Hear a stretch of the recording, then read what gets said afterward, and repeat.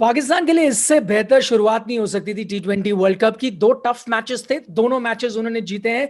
New Zealand को हराया है 5 विकेट से। 8 गेंदें अभी भी बाकी थी। इस मैच पर हम विस्तार से चर्चा करेंगे। हमारे साथ जुड़ेंगे ईशान मसूद। आप देख रहे हैं ESPN Cricinfo T20 time out presented by कू।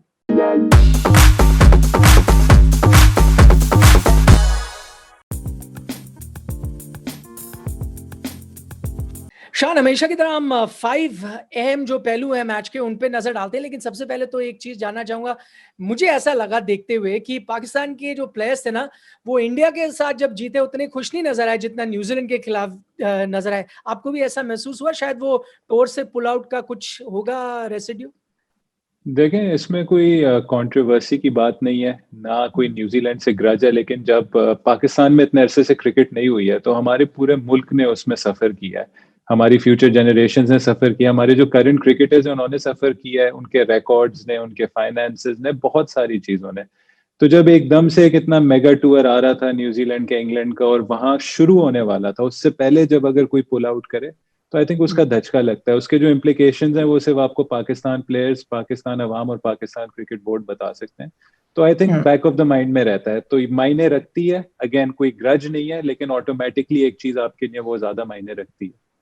चलिए, पहले पॉइंट का हम रुख करते हैं, वो ये कि शोएब मलिक आसिफ अली ने दिलाई जीत, क्योंकि एक टाइम पे काफी टफ लग रही थी सिचुएशन। सबसे पहले आसिफ अली से बात करता हूं। उनको फिनिशर का रोल दिया जा रहा था, लेकिन बहुत लोग डाउट भी करते थे कि ठीक है, फिनिशर है, फिनिश तो करे गेम, आज करी है। देखिए, आसिफ अली का अगर आप इंटरनेशनल करियर देखें तो उस तरीके से नहीं रहा जो उन्होंने क्या ग्लिम्पसेस नहीं बोलूंगा, जो उन्होंने परफॉर्मेंसेस दिखाई हैं डोमेस्टिक क्रिकेट में, चाहे वो PSL हो, चाहे वो डिफरेंट लीग्स हो अराउंड द वर्ल्ड, चाहे वो आपकी अपनी क्या कहते हैं नेशनल T20 लीग हो। उसके जो नंबर्स हैं, उसके स्ट्राइक रेट्स, उसके एवरेजेस, नीचे बैटिंग करते हुए उसकी 6 हिटिंग एबिलिटी। PSL में अभी ये देखा था कि इस्लामाबाद यूनाइटेड 20 for 5 था लाहौर कलंदर्स के खिलाफ, और अभी राशिद खान के 4 ओवर रहते थे वहां। उसने और इफ्तिखार ने 150 का टारगेट उनको दिलवाया, और वो वहां मैच जीते कोई 40 रन से। तो उसने अपनी एबिलिटीज दिखाई भी थी। बस एक वो कहते हैं ना कि एक वो रह गई थी कि इंटरनेशनल क्रिकेट में आसिफ अली ऐसी परफॉर्मेंसेस कब दिखाएगा, और आज वो उसने जरूर दिखाई। और जिस प्रेशर में, जिस सिचुएशन में वो दोस्त ने पहले 2 छक्के मारे, फिर उसको सर पे बॉल लगी, और फिर इवन जो ट्रेंट बोल्ट को उसने छक्का मारा to finish the match off. I think deserve करता है वो बंदा, जितना उसने स्ट्रगल देखा है। उसकी फैमिली का एक बहुत बड़ा सेटबैक, एक लॉस हुआ था। His son, his daughter passed away. तो बहुत कुछ ऐसे उसने वक्त देखे जो आप फिर कहते हो कि जो अच्छे लोग होते हैं उनको ऐसे रिवॉर्ड्स मिलते हैं, और आज आसिफ अली को मिला है जो उसकी मेहनत थी और जो जो उसकी परफॉर्मेंस थी आज। शोएब मलिक पे बात करते हैं। मैं देख रहा था कुछ रिकॉर्ड है, 16th टाइम वो नॉट आउट रहे हैं जब जब पाकिस्तान को जीत दिलाई है। यहीं पे एक्सपीरियंस काम आता है। देखें, एक्सपीरियंस तो आप इस तरीके से गेट कर सकते हैं कि पाकिस्तान के 3 ऐसे प्लेयर्स हैं, वो पैदा नहीं हुए थे जब शोएब मलिक ने क्रिकेट खेलना शुरू की थी पाकिस्तान के आप लिए। हुए थे? आप हुए थे? नहीं, मैं हो गया था। मैं 9 साल का था। मुझे अभी तक उनका डेब्यू याद है, जब वो शारजा में खेल रहे थे, तो वो सकलैन मुश्ताक के अंडर स्टडी होते थे, बिल्कुल सेम टू सेम उनका वो एक्शन होता करेक्ट। था।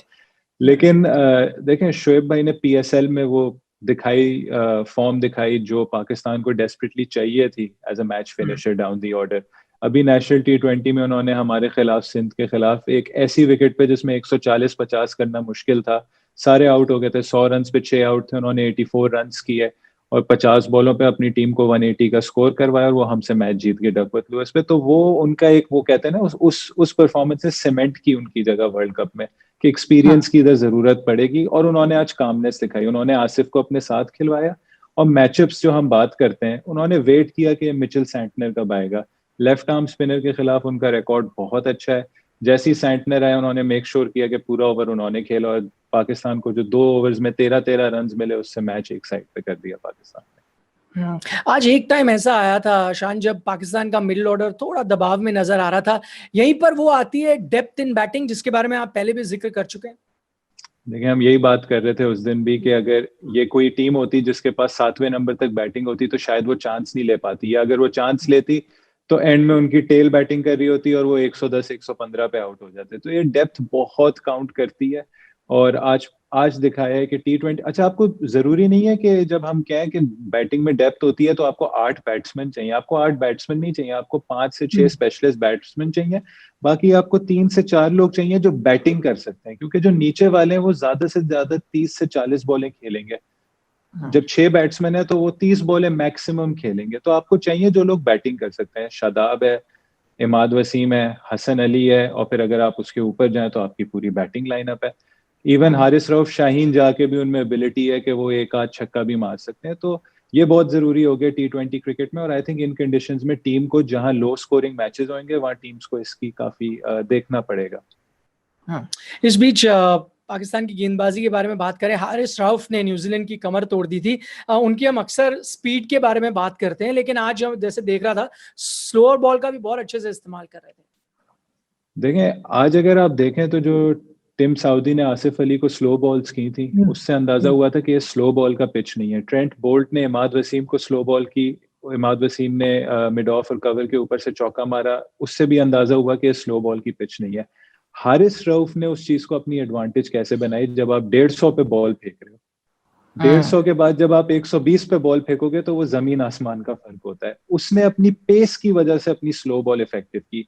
जितनी हाँ, अच्छी स्लो बॉल सऊदी की है, बोल्ट की है या हसन अली की है, उतनी अच्छी हारिस रऊफ की नहीं है। लेकिन हारिस रऊफ का जो पेस का डिफरेंस है वो इतना बड़ा है कि उसकी वो स्लो बॉल इफेक्टिव रही। लेकिन शुरू में उसने अपनी पेस से तंग किया, उसने आके गप्टिल को पांव पर बॉल मारी, उसको पैड से लगते हुए उसके विकेट्स पे बॉल गई। उसने फिर क्या कहते हैं, एंड में एक और उसने बॉल मारी, उसको साइफर्ट को मारी, और उसकी जो लेंथ थी वो हार्ड लेंथ थी, विकेट टू विकेट बॉलिंग उसने की। उसके हाँ, बाद उसने एंड में अपनी पेस भी वेरी करने लगी, और देखें 4 आउट किए हैं आज। ना सिर्फ हाँ। उसने एक अच्छी इकोनॉमी रेट से उसने बॉलिंग की है, उसने 4 आउट भी करके दिए हैं। तो आई थिंक एक कंप्लीट आउटस्टैंडिंग परफॉर्मेंस थी, जो ये डिजर्व करता था after that performance against India. हाँ, न्यूजीलैंड के टोटल के बारे में बात कर रहा हूँ, और यहाँ क्या पाकिस्तान की जबरदस्त बॉलिंग अटैक था वो, या फिर वहां पर थोड़ी चूक होगी न्यूजीलैंड से? मैं बात कर रहा हूँ 14th to 18th ओवर, हमने देखा जब कॉनवे और विलियमसन थे, एक्सेलरेट नहीं कर रहे थे। 7 विकेटें आपके पास हैं, एंड के ओवर्स हैं, वहां पे आप रन बॉल खेलेंगे तो फिर तो टोटल इतना आएगा। क्या बॉलिंग बहुत अच्छी थी या अप्रोच में कुछ गड़बड़ लगी? देखें, बॉलिंग को तो आप जरूर क्रेडिट देंगे, लेकिन जब आपकी हाँ, टीम 90 फॉर 3 है 13 ओवर में, और आपके हाँ, पास 9 नंबर तक बैटिंग है, 9 भी क्या 10 भी, इवन टिम साउदी यश सोदी भी बुरे करेक्ट। बल्लेबाज नहीं है वो। तो 7 ओवर में सिर्फ 45 रन करना और 5 आउट विकेटें देना, आई थिंक आज पहली बार मैंने अनकैरेक्टरिस्टिकली देखा कि न्यूजीलैंड वो न्यूजीलैंड नहीं थी जो नॉर्मली होती है। न्यूजीलैंड नॉर्मली बहुत काम होती है, दूसरी टीमें प्रेशर में आती हैं और हम्म, न्यूजीलैंड काम रहता है। अगर अगर हमें मतलब अपने इंडियन फैंस को बताने की जरूरत नहीं है, जो मैनचेस्टर में मैच हुआ था हाँ, जिसमें न्यूजीलैंड ने 227 डिफेंड किया था, वो उनकी कैरेक्टरिस्टिक है। आज उनकी रनिंग बिटवीन द विकेट्स भी बहुत स्टॉप स्टार्ट थी, एक रन आउट भी हो गया केन विलियमसन का। तो बैटिंग में बहुत पैनिक था, और आई थिंक उस पैनिक की वजह से जब उनके 90 भी रन थे तो लग रहा था कि वो कॉन्फिडेंट नहीं है, उनको लग रहा था कि उनको 170 180 करने होंगे। उस वक्त थोड़ी कामनेस की जरूरत थी। अगर वो 150 55 160 रन करते तो आज आई एम श्योर वो मैच जीतते, कि जितने वो 20 रन काम आते हैं एंड में। क्योंकि आपने वो रनआउट के बारे में बात की, क्या वो टर्निंग पॉइंट था? अगर वहां रनआउट ना होते शायद 10 15 20 रन और होते। सिर्फ सिर्फ रन आउट की बात नहीं है, आप ये देखें कि आपने किस बैट्समैन को रन आउट किया है। वो एक हाँ, ऐसा बैट्समैन है केन विलियमसन, कि बाकी सब ऐसा लग रहा था कि बस स्लॉग कर रहे थे एंड में। केन विलियमसन पेस यूज करके, छोटा ग्राउंड है उसमें, वो पेस यूज करके वो अपने ही कोई, मेरे ख्याल से वो 30 रन कर सकता था आखिरी 7 ओवर में। हाँ, शाहीन था, हारिस था, वो क्वालिटी प्लेयर है। टेस्ट क्रिकेट में जो मतलब वर्ल्ड नंबर 1 बैट्समैन हो, अगर उसको एंड में वाइट बॉल क्रिकेट में वो खेल रहा हो, सेट खेल रहा हो 30 रन हाँ, पे, और उसको पेस ऑन द बॉल मिले उस विकेट पे, कि जहाँ पेस फिर भी आप मैनेज कर सकते हो, वो मैनिपुलेट कर लेता। तो आई थिंक न्यूजीलैंड के जो केन विलियमसन के एक्स्ट्रा 30 रन थे ना, जो वो अपने 20 ओवर खेल के 60 रन पे फिनिश करता, वो मिसिंग था। तो न्यूजीलैंड ने एक अनफॉर्चुनेटली वो रन आउट ऐसा था कि आप ये नहीं कह सकते कॉनवे को भागना चाहिए था, लेकिन कॉनवे को जल्दी केन विलियमसन को नो कहना चाहिए था। उन्होंने भी टाइम, वो थोड़ा सा भागे, रुके और फिर नो किए, और वो डायरेक्ट हिट जब होती है तो फील्डर के फेवर में ज्यादातर जाती है। बहुत वाजिब बात आपने की। टेस्ट प्लेयर जब खेलता है T20 में भी तो अलग ही लगता है। आज ही हमने देखा माकरम ने जिस तरह से बैटिंग करी, पेस यूज करी, कुछ वैसा ही विलियमसन भी कर सकते थे। बहुत बहुत शुक्रिया शान हमारे साथ चर्चा करने के लिए। अब पाकिस्तान दोनों मैच जीत गया, यानी अब इंडिया न्यूजीलैंड का मैच बहुत ही एक्साइटिंग हो गया। फिलहाल आप देख रहे थे ESPN cricket for T20 time out presented by Koo.